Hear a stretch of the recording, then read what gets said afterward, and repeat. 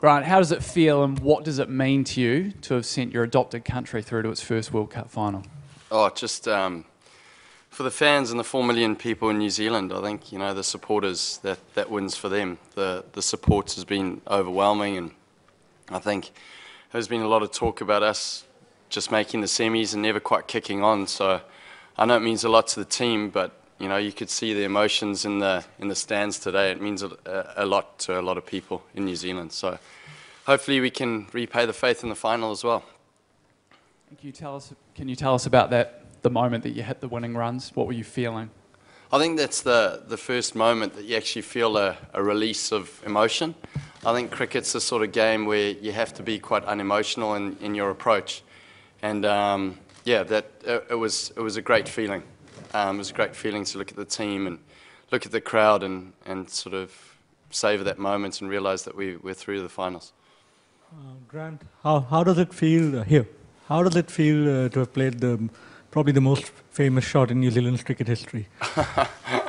I don't know. I'm quite a level sort of person, and I like to stay out of the media, to be honest. I guess it'll sink in. I think after the World Cup, maybe look back and sort of reassess and savour those moments. My family was here, and my sister's got a wedding on Friday, so unfortunately I'll miss her wedding. So if you can put that in the press and say I'm sorry. I saw her earlier. She was pretty happy for me, but yeah, I'm going to have to give her a special gift, I think. Grant, at the back here, AB de Villiers said that was probably the best shot of your career. Was it? I guess it is. I really did feel the pressure. I felt the pressure. I had 2 balls. Dan said we weren't going to run to the keeper again, so I knew it was up to me. I had 2 balls to try and take us. I knew that 4 runs would do it because a tie was as good as a win. So that was always in the back of my mind. But I think the chase, we probably left it a little bit late, to be honest. And it was stressful towards the end there. How did you then go about absorbing that pressure? Because you're under an incredible amount of pressure from the moment you came onto bat, really. I think this game, it's amazing. Once you're in the zone and you're playing with freedom and you're not really thinking, then it's a great game. It's just see the ball, hit the ball, and that's something that you have to do towards the end. It was unfortunate that I guess we left it, I think we needed 11 off the last over. It would have been nice to try and get it, with an over to go. But South Africa, it's credit to South Africa, they're a world-class team. They've got world-class performers, world-class bowlers and batters, and they played a very good game as well. So it's a testament to how well they played. Grant, just over here. Just take you back to the first innings. When that rain came, AB de Villiers and du Plessis really looked like they were going to get on that roll. How do you think the rain affected the match, I suppose, in the Duckworth-Lewis? Yeah, I think that was a key moment in the game, really. You don't really know what they would have scored, but it was a very good batting wicket. They were set. They'd built the innings up nicely, and it was a shame that the weather actually had to intervene into the game. But 290 was a tough score in 43 overs as well. So it's a shame Duckworth-Lewis had to play a part, but I think the spectators got what they wanted in the end. Grant, what sort of impact did the crowd have on your innings and yourself in the game?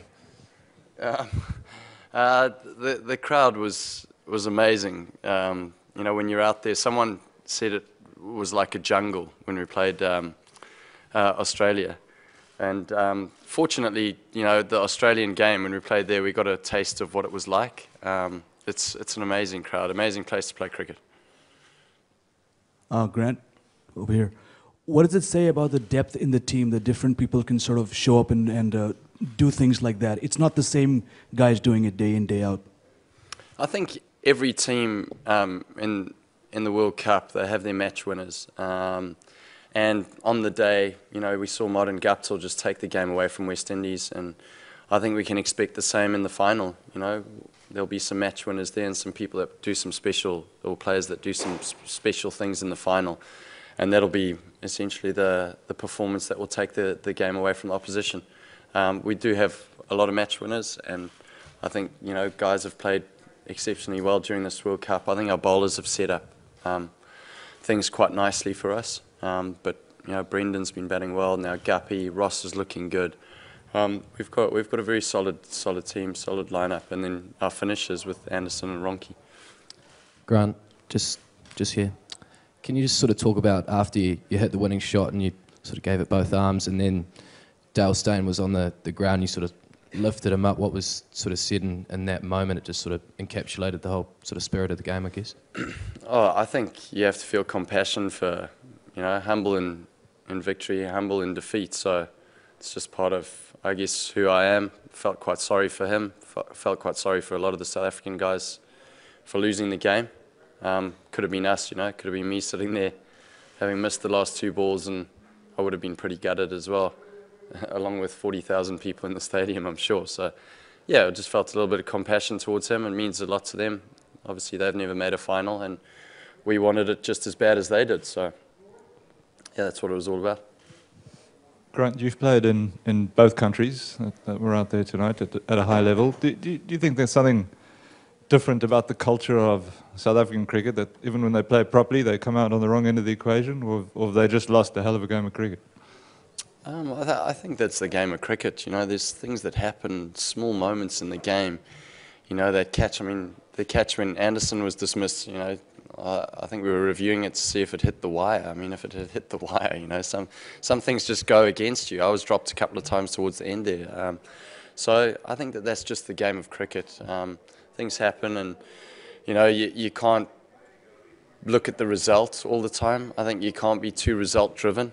It's not just about winning. There's a lot of processes that go towards it, and to reflect on the team that we've got, it does feel like a family. We've got a great team, and everyone plays for each other and plays for the 4 million people in New Zealand. And I think that's the big difference. I think when you look at the big picture and you look at it as a team and you play for each other, then it takes away that insular feeling of individual performances. And there's definitely none of that in our team, which is really good for our environment. Grant, the fact that the greatest moment of your career has come against South Africa, does it, in the joy, probably does it in any way make it a little bit sad, or is there a tinge of sadness in the joy? When I immigrated to New Zealand, I wanted to become a New Zealander, and I've made New Zealand my home. And it's great to repay the hospitality that everyone's shown when I arrived in New Zealand, and I love the country. It's sad that I left South Africa when I did, and I had a lot of history there. Went to school there. Obviously played a little bit of cricket there. Got some good friends there, but no, New Zealand's my home, and pretty stoked to have got New Zealand to the final with that shot at the end. Grant, I know that the standard answer to these questions is that you're just happy to be in the final no matter who you play, but surely, given the fact that one of the 2 possible opponents that you play is the host nation, do you have a preference as to who you'll face at the MCG? No, I don't think so. I mean, I guess it would be quite nice to play Australia, just because of the game we had here. It was a close game. But no, I don't really. We'll see. Watch the game, obviously, and then see who we're going to face in the final. I think the guys are just going to be really upbeat, and we'll approach it as we have every other game. But it's obviously a World Cup final, and it's a great opportunity for someone to stand up and win a World Cup final for their country, which is an awesome opportunity. There's not a sort of situation that you'll be in very often in your cricket career. Grant, that's sort of a dream innings that you played. When you were a little boy playing in the backyard, did you ever visualize hitting the 6 to win a game in a World Cup knockout? I always wanted to play in a World Cup since the '92 World Cup. When my mum let me stay at home to watch the first game, which was Australia versus South Africa, and I got suspended from cricket and for school for a little while because I did that. But that left a massive impression on me. I thought that tournament, the coloured clothing and everything was just, it was what I wanted to do. And yeah, it's funny how life works. It's amazing to be at Eden Park today and to hit the winning runs to take New Zealand into a semi. It's been quite an awesome journey. Grant, can you take us back to that ball? Because AB was talking about how they were planning to bowl. No, you're setting yourself for a Yorker, and they thought they'll bowl a length ball, and because you were setting yourself for a Yorker, you will miss it.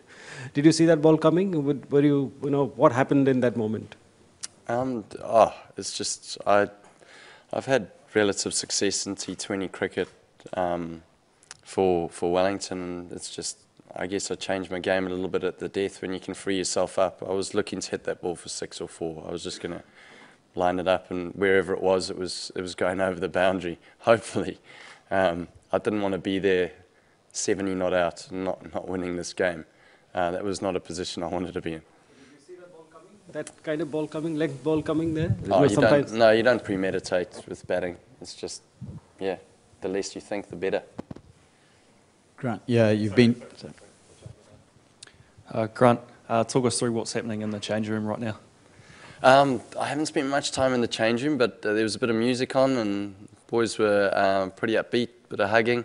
I think it may have changed since I left. I think it might be an absolute shambles now. I don't know. I think there'll be some very happy players. It was amazing after the game. Everyone walking on, from support staff to players. Just, you know, it means a lot to everyone, just as much as it does to all the fans and supporters. I think, you know, there's so many people that play a part to a New Zealand team making the final, and I think it's a testament to, I guess, everyone that you know, from the top down, grassroots cricket. You know, there's so many people that would have played a huge part in a lot of the New Zealand guys' careers to get to this point, so it's a pretty special moment. Grant, you've been part of the team in the past where maybe the team wasn't as well supported as it is now. What's it been like to come back in and experience this kind of support all around the country, and to come here and it culminate in this? Yeah, pretty blessed to experience it in our backyard. I think it's been amazing, you know, walking the streets and feeling the support of everyone in New Zealand. And I think we'll reflect on this time very fondly, just as the '92 World Cup, all the guys that played in that World Cup and made it to the semis, they reflect on it very fondly, and it was it left a big impression on a lot of people, including myself, and hopefully it'll drive some more young players to want to play cricket, to want to become a professional, and, you know, win some games at Eden Park one day. Thank you very much, Grant. Thanks, everybody. Thank you.